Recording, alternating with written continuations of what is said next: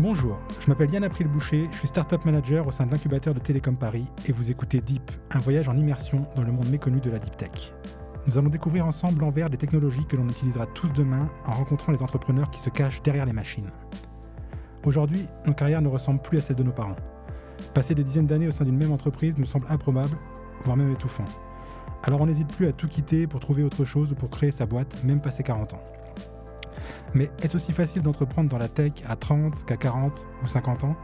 Qui est vraiment prêt à quitter une situation parfois très confortable et une carrière toute tracée pour faire le grand saut ?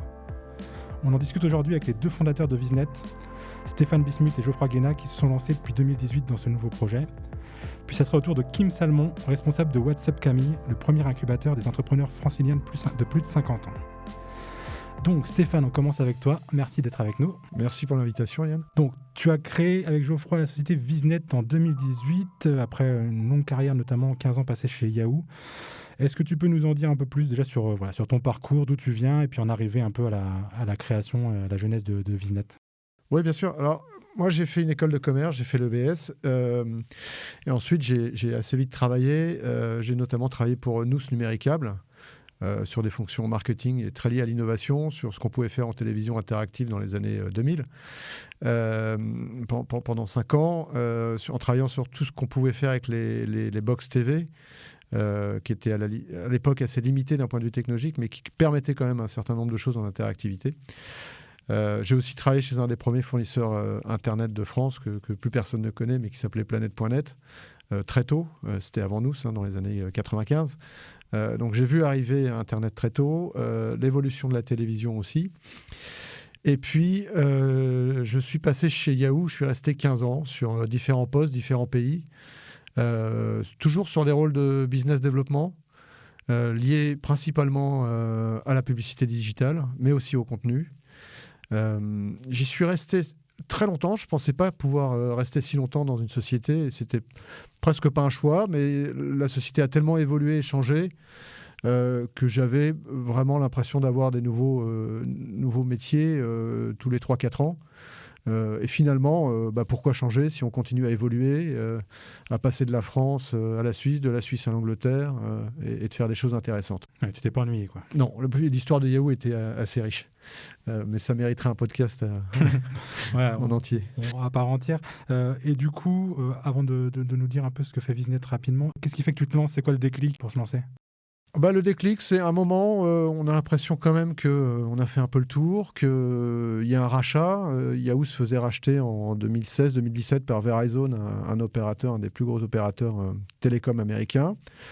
Ça sentait une fin de cycle. Tous les gens avec qui je travaillais étaient partis ou allaient partir. Il y a une opportunité de départ. Je voulais aussi rentrer en France. J'étais à Londres depuis plusieurs années en famille. Et donc tout ça aligné, plus le fait que j'ai entamé des discussions avec Geoffroy sur ce qu'on allait faire, la vie et l'avenir. Geoffroy était lui-même entrepreneur, il avait vendu son entreprise, et donc un certain nombre de choses se sont alignées entre trouver une bonne idée, un bon associé, et puis un timing pour sortir d'une société américaine au bon moment, et rentrer en France pour lancer un projet. Donc j'ai quitté en juin, et en juillet 2017, on a démarré le projet. Donc on a décidé de créer une société entièrement dédiée à la télévision adressable et télévision connectée, et en particulier sur les technologies publicitaires et sur les points de changement qui existent entre le fait de diffuser de la publicité en télé par rapport à la publicité digitale. Parce qu'il y a des petits changements quand même, c'est pas exactement la même chose. On reviendra dans le détail quand Geoffroy parlera des produits, mais la télévision en général c'est du flux, c'est un programme l'un après l'autre, les publicités à des moments précis. Le digital c'est plutôt de la vidéo on demande, et donc c'est à chaque fois qu'on commence une vidéo, il y a des opportunités publicitaires. Donc tout ça fait que d'un point de vue technologique, même s'il y a des outils communs, il y a tout un certain nombre de règles de gestion et de diffusion qui sont très différents.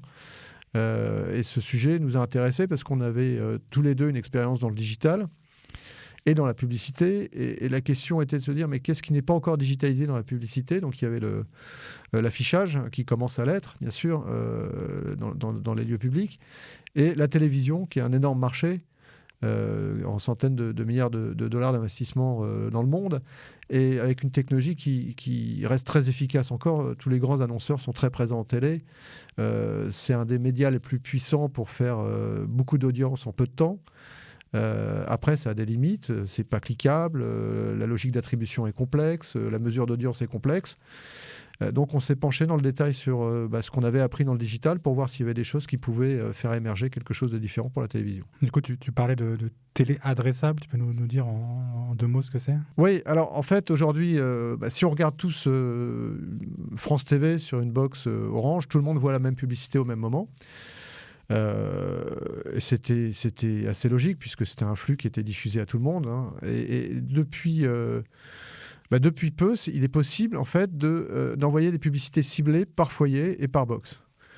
D'ailleurs, ça a commencé, c'est lancé par Orange et France TV qui aujourd'hui commencent sur un certain nombre de campagnes à changer les annonceurs box par box pour faire du ciblage plus approprié.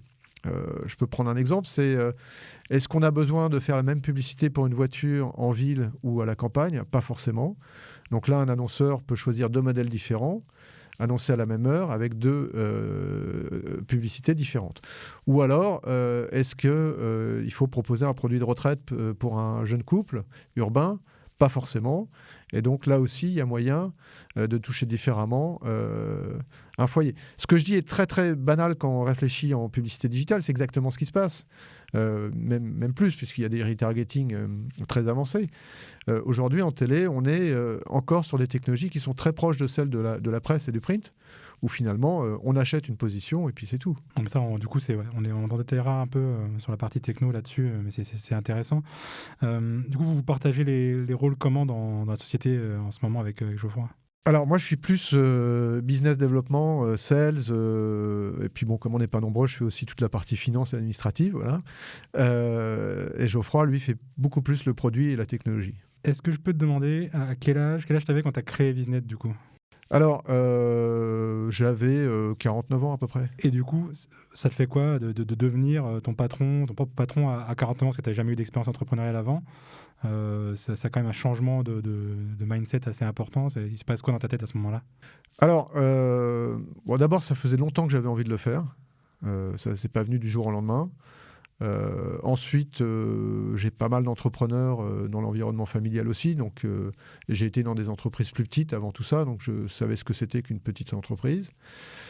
Et puis, il y a un moment où je me suis dit que je me sentais un peu en décalage avec ce qui se passait dans une société comme Yahoo, où tout était assez parcellaire, découpé, assez loti en termes d'activité, etc. Où finalement, je pouvais pas complètement je ne pouvais plus m'épanouir d'un point de vue professionnel. Parce que la logique d'influence pour faire des choses, c'était d'être aux États-Unis tout le temps. Et quand on est loin des États-Unis, sur des marchés, même si c'est l'Europe, ça restait des marchés secondaires pour Yahoo. Donc, je me suis dit que j'avais envie d'être plus autonome, de piloter mon projet. Alors, un point important, je voulais pas le faire seul. Je l'aurais peut-être fait plus tôt, mais je voulais le faire au minimum avec un associé complémentaire, puisqu'on est dans des métiers où les enjeux technologiques sont très importants, et les enjeux business et commerciaux aussi, ce qu'on a tendance à oublier quand on vient trop du monde des écoles d'ingénieurs. Et donc voilà, avec Geoffroy, on se connaît depuis très longtemps, on a discuté plusieurs fois de monter des projets ensemble, et puis à un moment, ça s'est passé. Voilà.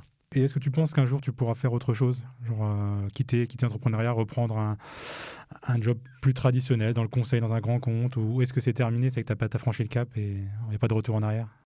Non, je ne peux pas dire qu'il n'y a pas de retour en arrière ou de changement. C'est le projet qu'on mène, on veut le développer, on a de l'ambition. Voilà, est-ce que ça va nous porter ailleurs dans 5 ans, 10 ans? Est-ce qu'on se fera racheter? On ira aider une structure plus grande? Est-ce qu'on arrêtera et que j'irai faire de la menuiserie? Enfin, tout ça, j'en sais rien. J'y pense pas pour le moment. Et c'est l'essentiel, c'est qu'on est dans notre projet. Du coup, avant de passer à la suite, c'est quoi les prochaines étapes pour Visnet aujourd'hui? Alors, nous, il y a une étape très importante qui a eu lieu, c'est au mois d'août. Et malgré ce confinement, il y a eu un décret qui autorisait la publicité adressable pour les chaînes de télévision françaises. puisque c'était interdit jusqu'à ce moment-là. Donc on a quand même pris, nous, un petit risque, c'est qu'on s'est lancé dans un secteur qui ne pouvait pas démarrer avant le changement de décret. Donc on est parti presque 3 ans avant le décret. Ce qui nous a permis de beaucoup réfléchir, mais surtout de commencer à travailler pour des clients, pas sur la partie produit, mais sur la partie conseil et consulting, sur ce sujet, qui était extrêmement nouveau et où ce qu'on savait, nous, sur le digital était utile pour des acteurs importants, soit des gens du monde de la télé, soit des mondes d'ailleurs du digital qui s'intéressent au sujet. Donc voilà. Donc ce décret qui change un peu tout, qui change un peu la donne du coup pour votre activité et du coup vous allez en faire quoi de cette nouvelle réglementation ? Alors en fait pour nous c'est un accélérateur puisque maintenant la plupart des chaînes s'intéressent au sujet. Les grands groupes type TF1, France TV, M6 ont déjà préparé beaucoup de choses. Les autres chaînes réfléchissent beaucoup au sujet et donc nous on peut leur apporter à la fois une expertise et des solutions techniques qui sont prêtes.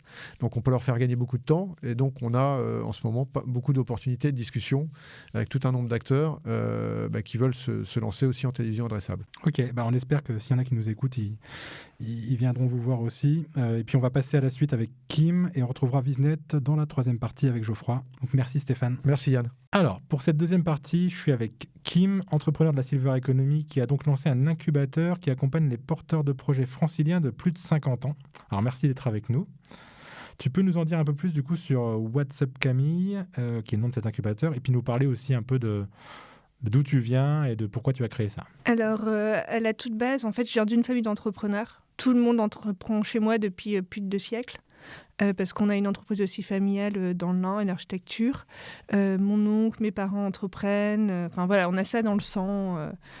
Après un master en entrepreneuriat, j'ai travaillé pendant 6 ans dans l'accompagnement des jeunes, des étudiants. Et en fait, c'était génial. C'était une expérience merveilleuse et j'ai appris énormément de choses, mais j'étais rapidement frustrée de les voir s'éclater et de moi de rester toujours au même niveau pendant 6 ans, de faire la même chose. Et j'avais aussi envie de faire quelque chose dans un objectif d'accompagner d'autres personnes. Alors, pendant ce métier-là, j'ai créé une association qui s'appelle Kiki à Paris, qui avait pour objectif de lutter contre l'isolement et la précarité des franciliens, de tout type de franciliens. Et pendant le Covid, en fait, je me suis rendu compte qu'au niveau du chômage, il n'y avait pas que les jeunes, il y avait aussi beaucoup de personnes de plus de 50 ans. Et j'ai toujours eu un petit faible pour les personnes de plus de 50 ans parce qu'elles ont toute une histoire, toutes des problématiques, etc. Donc, avec mon association, on s'est dit que ce serait bien de créer une structure d'accompagnement dans le domaine. Okay, c'est là que tu lances What's Up Camille, c'est ça ? C'est ça. Alors ce nom What's Up Camille, j'ai lu un peu d'où ça venait, tu peux nous en dire plus ? Oui, on va me dire, mais c'est un peu bizarre pour un incubateur, c'est pas très compréhensible, etc. Et en fait, on s'en fout. On voulait quelque chose de fun, qui punchy. Et Camille, en fait, c'est un prénom qui est intergénérationnel et qui est mixte, qui est autant garçon que fille, autant jeune que vieux, et enfin que vieux, que personne un peu plus vieille que nous. Et c'est aussi parce que notre incubateur, c'est des personnes qui ont 50 ans, mais qui sont hyper joyeuses, hyper endurantes, hyper dans la création, l'inspiration. Et on travaille aussi avec beaucoup de jeunes. C'est-à-dire qu'on a des mentors qui ont moins de 30 ans, autant que des formateurs. Donc il y a vraiment un échange entre nos créateurs et nos experts. Ouais, du coup, une vraie richesse intergénérationnelle là-dessus. Ouais. Tu nous disais au début, tu as bossé finalement assez longtemps avec des jeunes, des étudiants. Aujourd'hui, tu bosses avec des plus de 50 ans. C'est quoi finalement le plus difficile en caricaturant les jeunes qui pensent tout savoir, les cinquantenaires qui n'écoutent pas, je sais pas. En fait, c'est un peu kiff-kiff. Y a des jeunes qui sont hyper à l'écoute, voire trop. En fait, tu dois tout leur expliquer, tu dois leur tenir la main. Moi, je considère que ce n'est pas forcément des entrepreneurs. Et des personnes et des seniors qui sont hyper aussi à l'écoute et qui ont 11 ans, en fait, on leur tient aussi la main. Donc, en fait, moi, là, ce que j'ai rencontré plutôt près des personnes de plus de 50 ans, c'est plutôt le souci de l'estime d'eux-mêmes. Parce que certains ont une longue carrière où ils se sont fait écraser par leur patron, ils ont été en burn-out, enfin, ils ont quand même travaillé longtemps dans des domaines où ça n'était pas facile. Et aujourd'hui, en fait, ils se lancent, mais il y a un manque d'ambition. Et on est là, en fait, pour les accompagner à se dévoiler, à créer leur job et créer d'autres jobs. Et c'est là après moi je parle avec mon expérience des seniors des personnes de plus de 50 ans que je rencontre, qui ont justement vraiment besoin au quotidien qu'on leur dise que ce qu'ils font c'est bien et qu'ils vont y arriver. Ouais, c'est vrai que il y a une vraie composante psychologique, sociale dans ce que tu fais, peut-être même plus qu'avant. C'est ce qui t'a donné envie de te lancer aussi dans ce projet ? Ouais, parce que j'ai toujours eu envie, en fait, ça fait 6-7 ans que j'ai envie d'avoir un projet autour des seniors. Et au début, c'était plus pour les sortir de l'isolement. Et en fait, je me suis dit, mais en fait, tu as des compétences dans l'entrepreneuriat, tu adores ça, tu adores conseiller les gens. Et en fait, tu crées un projet et tu le crées en même temps qu'eux. Donc, c'était l'idée aussi d'échanger pour qu'ils me fassent des retours, pour que qu'on améliore à chaque fois notre service d'accompagnement. Et là, en fait, il évolue encore. Au début, on voulait juste accompagner des projets qui étaient à l'idée. Et maintenant, on accompagne aussi des projets qui sont plus avancés et qui ont besoin plutôt des rencontres avec des experts ou des choses comme ça. Et est-ce que tu penses qu'en termes de contexte, c'est le bon moment ? On enregistre cet épisode où il y a un contexte de crise sanitaire qui dure un peu, mais globalement, il y a aussi une tendance de fond sur le changement de carrière après 50 ans, où les gens que tu rencontres, ils sont forcés à changer de carrière ou ils en ont envie ? Alors, d'après les chiffres, il y a plus de 90 000 personnes de plus de 5 ans qui entreprennent chaque année. Donc bon, là, je ne crée rien. Alors moi, j'ai une question pour ceux qui nous écoutent. Combien de personnes de plus de 50 ans vont dans des incubateurs ou des structures d'accompagnement ? Franchement, moi, j'en vois très peu. Bon, elles vont peut-être dans les BGE et les CCI, mais ça reste moindre par rapport au nombre d'entrepreneurs. Donc, c'est pour ça aussi qu'on a créé l'incubateur. C'était aussi parce que ces gens-là, en fait, ne sont pas forcément des fois au courant qu'ils sont entrepreneurs ou considèrent qu'ils n'ont pas besoin d'accompagnement ou ne veulent pas être accompagnés parce qu'autour d'eux, c'est que des jeunes et ils ne se sentent pas bien, en fait, avec ces personnes-là. Ouais, c'est vrai que c'est aussi à Télécom, nous, sur une partie très tech, ce qu'on essaye de faire, et on a du coup des entrepreneurs un peu plus âgés. Mais toi, du coup, ça va même encore plus loin. Tu as des entrepreneurs qui ont parfois plus de 60 ans. Enfin, il n'y a pas de limite d'âge, en fait, aujourd'hui, pour entreprendre. Non. Franchement, moi, si une personne de 80 ans vient me voir et qu'elle pète la forme, je vois pas où... Enfin, il n'y a pas de souci à ça. Enfin, si elle a les moyens derrière, une bonne retraite quand même, parce que bon, c'est quand même... la vie au quotidien à Paris n'est pas forcément simple. Moi, je vois pas de souci. Franchement, et je trouve ça dommage qu'on se dise, bon, ça va, ils ont 50 ans, 60 ans, il leur reste peut-être 5 ans de vie active. Derrière, ils pourront rien faire, je trouve ça ridicule. Quand je vois des gens qui continuent à voyager à 90 ans, à s'éclater, je veux dire, si le cerveau fonctionne, pourquoi pas le faire, quoi. Ouais, c'est ça. Aujourd'hui, on a l'impression qu'on permet quand même de se faire beaucoup de choses pendant la retraite, de voyager, etc. Par contre, pas forcément d'entreprendre ou de créer des projets, alors qu'il y aurait pas mal de choses à faire. Par contre, c'est vrai que la partie financière, tu en parlais un peu là, c'est ce qui doit un peu bloquer les gens. J'imagine que tu ressens sur notamment ceux qui ont envie de quitter leur job pour se lancer. Encore ceux qui créent une opportunité, qui sont forcés, c'est différent, mais ceux qui doivent quitter une situation, j'imagine que c'est pas forcément confortable. Ouais, donc ils sont un peu sur le stress de mon chômage, il tient 2 ans, il faut que je me dépêche, il faut que je crée, il faut que je gagne de l'argent. Et donc ils ont tendance à aller trop vite, à faire une étude de marché à moitié, voire pas du tout, parce qu'il y a 3 personnes qui ont dit que leur projet est exceptionnel. Donc en fait, on a cette problématique de toujours aller trop vite. Et après, il y en a qui veulent aller trop vite, mais qui savent pas vendre, qui savent pas avoir des démarches. Donc ils font les choses un peu à l'envers. Ils ne sont pas suffisamment formés aussi, voilà. Peut-être. Il y a du coup, dans l'incubateur que tu montes en ce moment, il y a une partie formation qui est importante, j'imagine. Oui, c'est ça. En fait, ils ont plus de 15 formations pendant leurs 3 mois d'accompagnement sur toutes les démarches, autant la posture de l'entrepreneur qu'une gestion de l'entreprise au quotidien. Donc, quand je dis la posture de l'entrepreneur, c'est comment acquérir l'estime de soi, comment développer son personal branding, des choses comme ça. Et après, un peu comme toutes les structures d'accompagnement, ça va être des ateliers sur la communication, le développement commercial, la finance, etc. Mais avec un accompagnement qui est aussi très personnalisé, parce que comme c'est des gens qui ont besoin, comme je répète, d'estime d'eux-mêmes ou d'être des fois pris par la main, on a aussi un accompagnement personnalisé avec des experts et des mentors, justement pour les accompagner dans certaines démarches où ils n'auraient pas pu acquérir des compétences pendant les ateliers. Alors je reviens sur cette histoire de mentors, parce que tu m'as dit tout à l'heure il y avait des mentors de 30 ans du coup pour des entrepreneurs de 60. Ça se passe comment ce melting pot ? Franchement très bien. Après peut-être parce que là nos bénéficiaires, nos entrepreneurs sont assez ouvertes et que c'est des femmes. Ça, c'est cool aussi. Tu Voilà. as eu beaucoup de demandes de femmes. c'est 100% de ça? femmes. Là. Après, là, pour la seconde promo, je pense qu'on va avoir des hommes parce qu'on a pas mal d'hommes qui sont intéressés. Et en fait, c'est aussi parce que mon réseau d'entrepreneurs est assez jeune au final.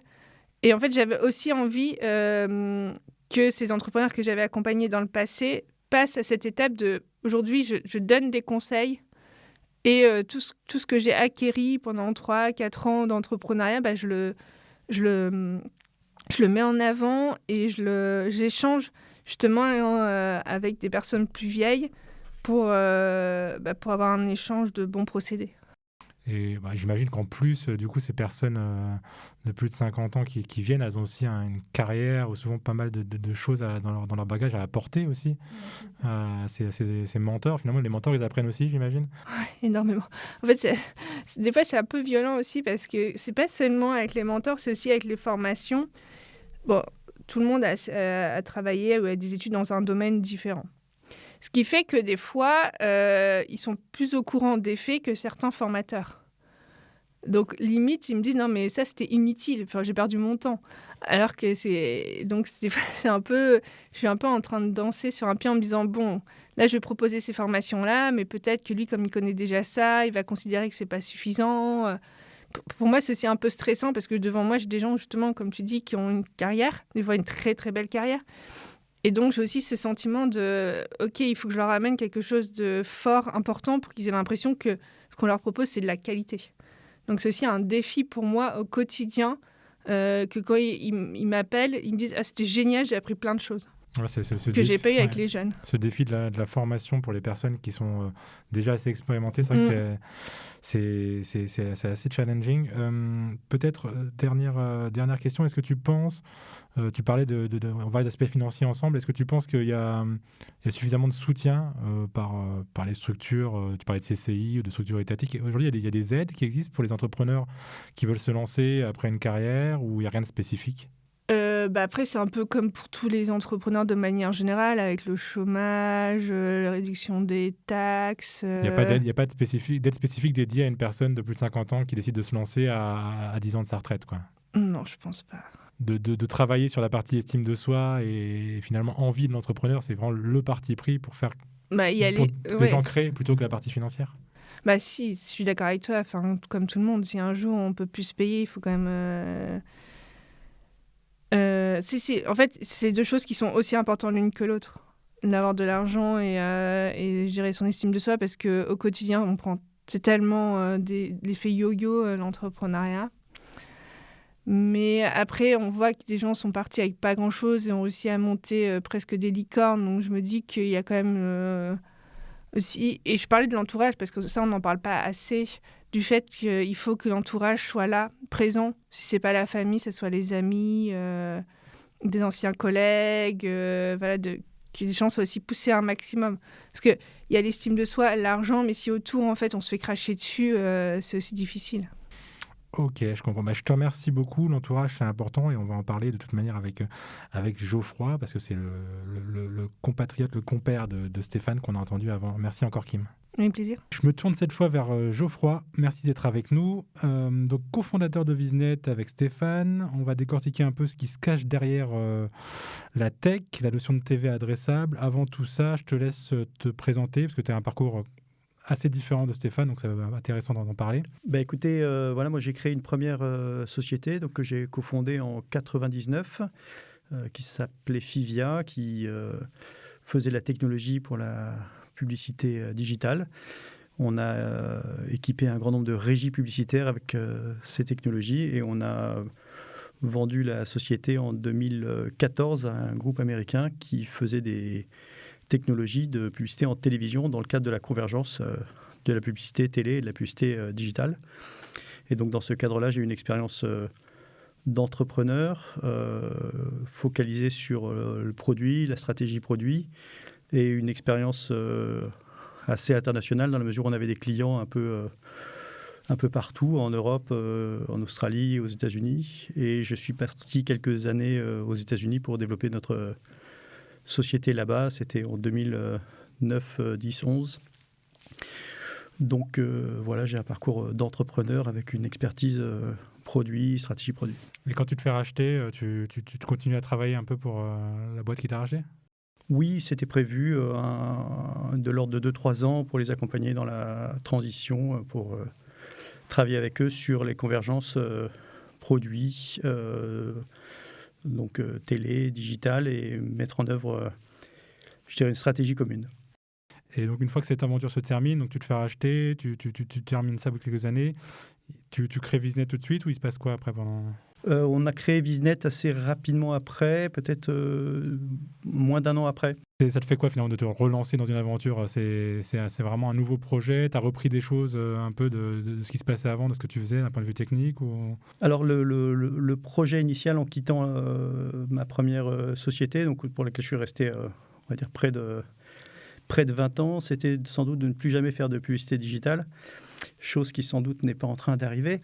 Donc quelque part on se fait peut-être toujours rattraper par son expertise, et c'est là qu'on a le plus de valeur. Donc c'est à la fois un projet dans le même domaine et un projet toujours dans l'innovation, c'est-à-dire que ce qui se fait aujourd'hui en innovation dans le domaine de la publicité, c'est en grande partie dans la télévision. C'est pour ça que nous sommes là. Du coup, ça, on va en parler un petit peu. On va éviter d'être trop technique. Je sais que c'est un domaine où il y a encore des travaux de recherche. On est encore parfois un peu amont. Stéphane le disait tout à l'heure. La publicité sur la télé, ça utilise encore des codes du print ou autre. Vous, d'un point de vue technologique, sur quoi vous travaillez ? C'est quoi les technos principales que vous utilisez, les points clés de l'innovation ? Alors, les points clés de l'innovation sont en partie, je dirais, produits, fonctionnels. Ils ne sont pas que technologiques. Donc, l'un des enjeux, c'est de connaître vraiment le métier et de voir là où les technologies actuelles atteignent leurs limites et comment apporter de l'innovation. Donc, l'innovation, on va dire produit, permettant de répondre à des challenges assez concrets. On va dire que la publicité adressable, son enjeu principal, on va dire d'un point de vue de la décision publicitaire, c'est un système de remplacement publicitaire. Donc on remplace une publicité existante. À partir de là, on est dans un contexte assez différent de ce qui se fait en publicité digitale, où on insère une publicité, mais on ne fait pas un remplacement publicitaire. Donc cette différence de nature, je dirais, très fonctionnelle, c'est le point de départ de la réflexion. Ce n'est pas tant la technologie, notre point de départ, c'est plutôt la capacité de répondre à une problématique métier. Et on parlait tout à l'heure de la contrainte réglementaire qui existait et qui a potentiellement été levée. J'imagine qu'il reste aussi des verrous techno importants sur ce type de bien projet. sûr, à partir de cette différence, je dirais, fonctionnelle, je dirais, à partir de ce besoin, il y a un ensemble de technologies, des technologies très spécifiques au niveau du marquage dans les flux qui permettent d'indiquer à quel endroit une publicité peut être remplacée. Donc là, il y a des enjeux de technologie de marquage qui ont été normés aux États-Unis, mais qu'il faut mettre en œuvre. Il y a des systèmes de remplacement, donc venir insérer une publicité par-dessus un flux, par exemple. Il y a différentes techniques qui sont des choses qui n'existent pas dans le digital. Donc il y a un ensemble de différences techniques, mais je dirais que le point de départ, c'est quand même le besoin métier. Et ensuite, il y a un ensemble de briques techniques. Le marquage, le remplacement, la décision publicitaire, qui sont, on va dire, 3 étapes. On peut ajouter le tracking, donc les statistiques et la data derrière. Donc il y a un ensemble d'étapes qui nécessitent chacun des ajustements pour mettre en œuvre la télé adressable aussi proche que possible du digital, mais avec ses spécificités. Ok, on viendra peut-être un peu sur la techno à la fin. J'aimerais bien aussi savoir ce qui a changé finalement chez toi, sur ton expérience d'entrepreneur. Tu nous as dit que tu es quand même resté 20 ans entrepreneur dans une première boîte. Tu recrées 20 ans plus tard.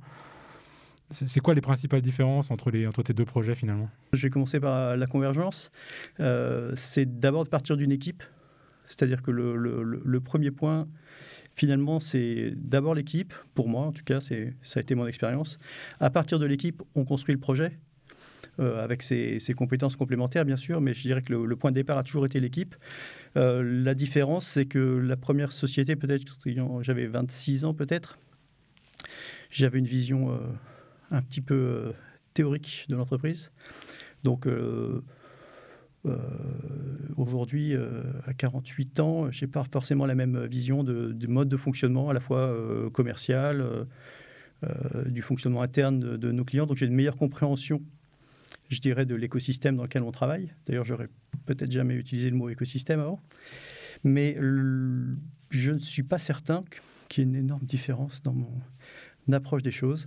Il y a une meilleure compréhension, je pense que c'est ça le point essentiel. Et pour faire le lien avec d'autres épisodes qu'on va faire sur la formation à l'entrepreneuriat, est-ce que toi, tu as continué à te former là, en arrivant sur un nouveau projet, à des nouvelles choses, même après 20 ans passés sur un projet d'entrepreneuriat? Oui, bien sûr. La première chose que j'ai faite, j'en ai pas parlé, mais entre la fin de ma première entreprise et Visnet, j'ai fait un MBA à HEC, dans le but d'être le plus pertinent possible pour ce nouveau projet. Il y a eu des formations qu'on a suivies dans le cadre de l'incubateur, des formations techniques que je suis sur Internet régulièrement. Donc je dirais même que ce nouveau projet a relancé chez moi la volonté et le besoin d'être formé, ce que j'ai suivi, je dirais, plus que jamais. Ok, ça c'est super intéressant. Je pense que c'est un message aussi qu'on essaie de porter aux différents entrepreneurs qui nous rejoignent. C'est peu importe à quel niveau ils arrivent de connaissance dans l'entrepreneuriat, il y a toujours des choses à apprendre. Donc ça, c'est une bonne confirmation pour nous. Et la dernière question que j'aurais pour toi, c'est sur de la techno encore. J'aimerais bien savoir quelle techno émergente ou existence tu penses va révolutionner notre quotidien dans les années à venir. Alors, il y a des gens qui nous ont parlé de quantique, d'intelligence artificielle, de deep learning, etc. C'est quoi, toi, ton point de vue sur ce sujet-là? Et à l'inverse, est-ce que tu penses qu'il y a des technos dont on pourrait se passer, des choses un peu bancales qui font un peu peur et dont le monde se passerait bien? Alors, je ne vais peut-être pas être complètement surprenant, mais je crois que vraiment la technologie principale, c'est l'intelligence artificielle.